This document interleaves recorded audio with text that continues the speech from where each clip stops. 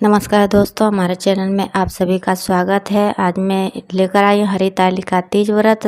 पूरी हरितालिका तीज व्रत पूरी कथा सुनना, आधा आधा अधूरी कथा नहीं सुन के जाना है। और हमारे चैनल को आए हैं तो लाइक और सब्सक्राइब जरूर कीजिएगा। तो हर हर महादेव शुरू करते हैं। तो जी कहते हैं, मंदार की माला से जिन पार्वती का केश पास अलंकृत है और मुंडा की माला से जिन शिव जी की जटा अलंकृत है, जो पार्वती जी के दिव्य वस्त्र धारण की है और जो शिव जी दिगंबर नंगे हैं, ऐसी श्री पार्वती जी तथा श्री शिव जी को प्रणाम करता हूँ। रमणीक कैलाश पर्वत के शिखर पर बैठी हुई श्री पार्वती जी कहती हैं, हे महेश्वर, हमें कोई गुप्त व्रत का पूजन बताइए जो सब धर्मों से सरल हो, जिसमें परिश्रम भी कम करना पड़े लेकिन फल अधिक मिले। हे नाथ, यदि आप मुझ पर प्रसन्न हो तो यह विधान बताइए।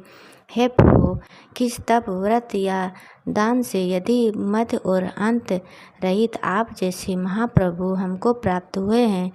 तो शिव जी बोले, हे देवी सुनो, मैं तुमको एक व्रत जो मेरा सर्वस्व छिपाना योग्य है, लेकिन तुम्हारे प्रेम के वशीभूत होकर मैं तुम्हें बतलाता हूँ।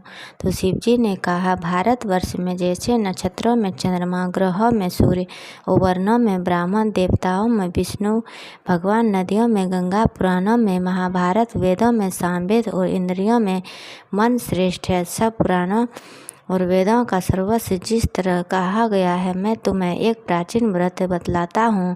एकाग्र मन से सुनो। जिस व्रत के प्रभाव से तुमने मेरा आधा हिस्सा प्राप्त किया है, वह मैं तुमको बतलाऊंगा, क्योंकि तुम मेरी प्रेयसी हो। भाद्रपद मास में हस्त नक्षत्र से युक्त शुक्ल पक्ष की तृतीया तिथि को उसका अनुष्ठान मात्र करने से स्त्रियां सब पापों से मुक्त हो जाती है।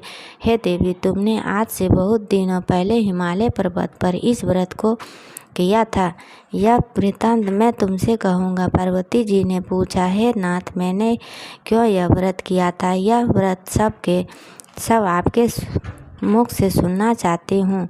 उत्तर की ओर एक बड़ा रमणीक और पर्वतों में श्रेष्ठ हिमवन नामक पर्वत है। उसके आसपास तरह तरह की भूमियाँ हैं, तरह के वृक्ष उस पर लगे हुए हैं, नाना प्रकार के पक्षी और अनेक प्रकार के पशु उस पर निवास करते हैं।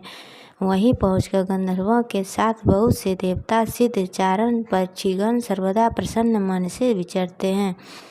वहाँ पहुंचकर गंधर्व गाते हैं, अप्सराएं नाचती है। उस पर्वतराज के कितने ही शिखर ऐसे हैं कि जिनमें स्फटिक, रत्न और वैदुर्य मणि आदि की खानें भरी है। यह पर्वत ऊंचा तो इतना अधिक है कि मित्र के घर की तरह समझकर आकाश का स्पर्श किए रहता है। उसके समस्त शिखर सदैव हिम बर्फ से आच्छादित रहते हैं और गंगा जल की ध्वनि सदा सुनाई देती रहती है। हे पार्वती, तुमने बाल्यकाल में उसी पर्वत पर तपस्या की थी। 12 वर्षों तक तुम उल्टी टांग केवल धुआं पीकर रही, 64 वर्षों तक सूखे पत्ते खाकर रही। माघ मास में तुम जल में बैठी रहती और बैसाख की दोपहरिया में पंचाग्नि तपती थी। श्रावण महीने में जल बरसता तो तुम भूखी प्यासी रहकर मैदान में बैठी रहती थी। तुम्हारे पिता इस तरह के कष्ट सहन को देखकर बड़े दुखी हुए। वे चिंता में पड़ गए कि मैं अपनी कन्या किसको दूँ। उसी समय नारद जी वहाँ आ पहुँचे। देखकर बड़ा दुखी हुए। नारद जी को देखकर गिरि ने आसन दादी देकर उनकी पूजा की और कहा, हे स्वामिन, आप किस लिए आए हैं? मेरा अहोभाग्य है, आपका आगमन मेरे लिए अच्छा है। नारद जी ने कहा, हे पर्वतराज सुनो, मैं भगवान विष्णु का भेजा हुआ आपके पास आया हूँ। आपको चाहिए कि यह योग्य कन्या रत्न किसी योग्य वर को दें। भगवान विष्णु के समान योग्य वर ब्रह्मा, इंद्र और शिव, इनमें से कोई नहीं है।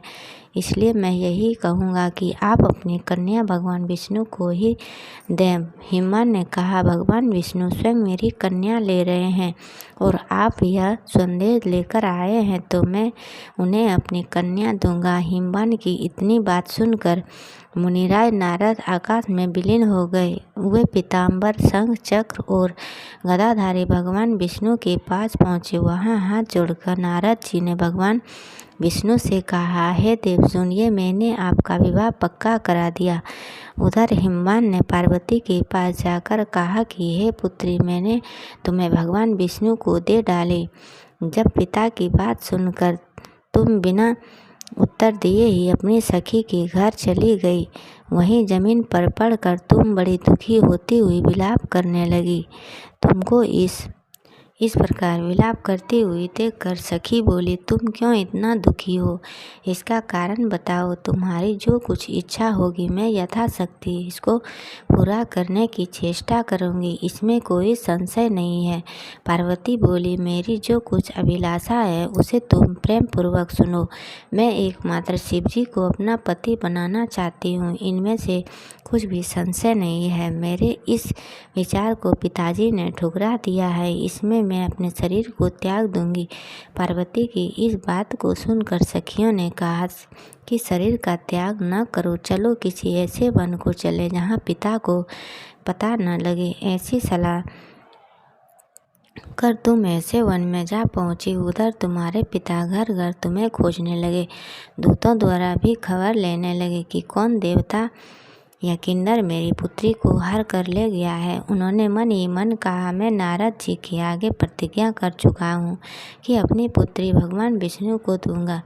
ऐसा सोचते सोचते हिमवान मूर्छित हो गया। गिरिराज को मूर्छित देखकर सब लोग हाहाकार करते दौड़ पड़े। जब होश हुआ तो सब पूछने लगे कि गिरिराज, आप अपनी मूर्छा का कारण बताइए।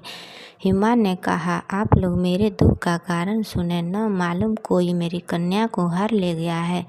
ऐसा नहीं हुआ तो उसे किसी काले सांप ने तो काट नहीं लिया या सिंह ने खा गए होंगे। हाय हाय, मेरी बेटी कहाँ गई? किसी दुष्ट ने मेरी पुत्री को मार डाला। ऐसा कहकर वे वायु के झोंके से कांपते हुए वृक्ष के समान कांपने लगे। इसके बाद हिमवान तुम्हें वन मन खोजने लगे। वह वन भी सिंह, भालू, हिंसक जंतुओं से बड़ा भयानक हो रहा था। तुम भी अपनी सखियों के साथ उस भयानक जंगल में चलती चलती एक ऐसी जगह पर जा पहुँची थी जहाँ एक नदी बह रही थी। उसके रमणीक तट पर एक बड़ी सी कंदरा थी। तुमने उसी कंदरा में आश्रम बना लिया और मेरी एक बालू का मई प्रतिमा बनाकर अपनी सखियों के साथ निराहार रखकर मेरी आराधना करने लगी। जब भाद्रपद शुक्ल पक्ष की हस्तयुक्त तृतीया तिथि प्राप्त हुई तब तुमने मेरा विधिवत पूजन किया और रात भर जाग कर गीत से मुझे प्रसन्न करने बिताया। उस व्रतराज के प्रभाव से मेरा आसन डगमगा उठा, जिसमें मैं तत्काल उस स्थान पर जा पहुंची जहां पर तुम अपनी सखियों के साथ रहती थी। वहां पहुंचकर मैंने तुमसे कहा, मैं तुम पर प्रसन्न हूँ, बोलो क्या चाहती हो। तुमने कहा, मेरे देवता, यदि आप मेरे ऊपर प्रसन्न हैं तो मेरे पति बने। मैं तथास्तु कहकर कैलाश पर्वत पर वापस आने पर तुमने वह प्रतिमा नदी में प्रभावित कर दी और सखियों के साथ उस महाव्रत का पारण किया। हिमवान पे तब तक उस वन में तुम्हें खोजते हुए आ पहुँचे। चारों दिशाओं में तुम्हारे खोज करते करते हुए व्याकुल हो चुके थे, इसलिए तुम्हारे आश्रम के समीप पहुँचते ही गिर पड़े। थोड़ी देर बाद उन्होंने नदी के तट पर दो कन्याओं को सोते हुए देखा। देखते ही उन्होंने तुम्हें छाती से लगा लिया और बिलख कर रोने लगे। फिर पूछा, पुत्री, तुम सिंह, व्याघ्र आदि जंतुओं से भरे इस जंगल में क्यों आ पहुँची? पार्वती ने उत्तर दिया, हे पिताजी, मैंने अपने आप को शिवजी के हाथों सौंप दिया था। आपने मेरी बात टाल दी, इससे मैं यहाँ चली आई। हिमवान ने संतावना दी कि हे पुत्री, मैं तुम्हारी इच्छा के विरुद्ध कुछ न करूँगा। वे तुम्हें अपने साथ ले घर आए और मेरे साथ तुम्हारा विवाह कर दिए। इससे तुमने मेरा अर्धासन पाया। तब से आज तक किसी के सामने मुझे यह व्रत प्रकट करने का अवसर नहीं प्राप्त हुआ है। देवी, मैं यह बताता हूँ कि इस व्रत का हरितालिका नाम क्यों पड़ा? तुमको सखियों हर ले गई थी, इससे हरितालिका नाम पड़ा। पार्वती ने कहा, हे प्रभु, आपने नाम तो बताया, अब इसकी विधि भी बताइए। इसका क्या पुण्य है, क्या फल है? यह व्रत कौन करे? श्री शिव जी पार्वती से कहते हैं, देवी, मैंने समस्त स्त्री जाति की भलाई के लिए उत्तम व्रत बतलाया है। जो स्त्री अपने सौभाग्य की रक्षा चाहती हो वह यत्नपूर्वक इस व्रत को करें।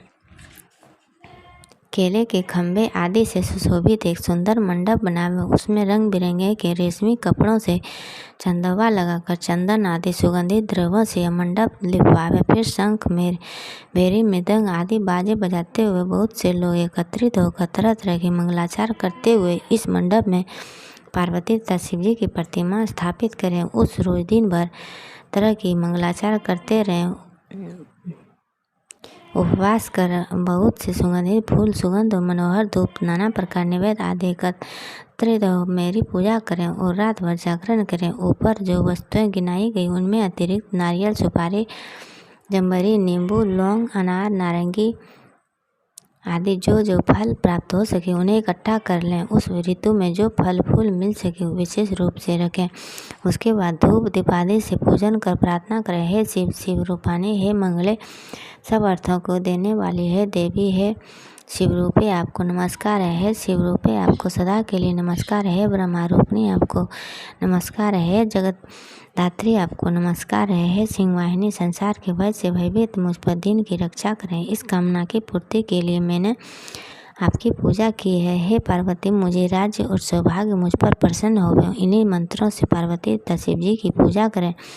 तदंतर विधि पूर्वक कथा सुने और ब्राह्मण को वस्त्र, गो, सुवर्ण आदि देवे। इस तरह एक चित्र होकर स्त्री पुरुष दोनों एक साथ पूजन करें। फिर वस्त्र आदि जो कुछ हो उसका संकल्प करें। हे देवी, जो स्त्री इस प्रकार का पूजन करती है वह सब पापों से छूट जाता है और उसे 7 जन्म तक सुख तथा सौभाग्य प्राप्त होता है। जो स्त्री तृतीया तिथि का व्रत न कर अन्न भक्षण करती हैं तो वह 7 जन्म तक बांझ रहती है और उसको बार बार विधवा होना पड़ता है। वह सदा दरिद्र पुत्र शोक में शोकाकुल स्वभाव की लड़की सदा दुख भोगने वाली होती है और उपवास न करने वाली स्त्री अंत में घोर नरक में जाती है। मांसाहार करने से बाघिन, दही खाने से बिल्ली, मिठाई खाने से चींटी और कुछ खाने से मक्खी होती है। तीज को अन्न खाने से शुक्र, सुगर और फल खाने से बंदरिया, पानी पीने से जोंक, दूध पीने से सांपिन, उस रोज सोने से अजगर और पति को धोखा देने से मुर्गी होती है। इसलिए सभी स्त्रियां व्रत अवश्य करें। दूसरे दिन सुवर्ण, चांदी, तांबा अथवा पास के पात्र में अन्न भरकर ब्राह्मण को दान दें, पारण करें। जो स्त्री इस प्रकार का व्रत करती है वह मेरे समान पति पाती है और जब वह मरने लगती है तो तुम्हारे समान उसका रूप हो जाता है। जो सब प्रकार के संसारिक भोग और सामोज्य मुक्ति मिल जाती है। इस हरितालिका की व्रत कथा मात्र सुन लेने से प्राणी को 1000 अश्वमेध और सैकड़ों वाजपेय यज्ञ करने का फल प्राप्त होता है। देवी, मैंने यह सब व्रतों में उत्तम व्रत बतलाया है जिसके करने से प्राणी सब पापों से छूट जाता है, इसमें कुछ भी संशय नहीं है। अगर आप लोगों की कथा पसंद आई हो तो चैनल को सब्सक्राइब जरूर कीजिएगा।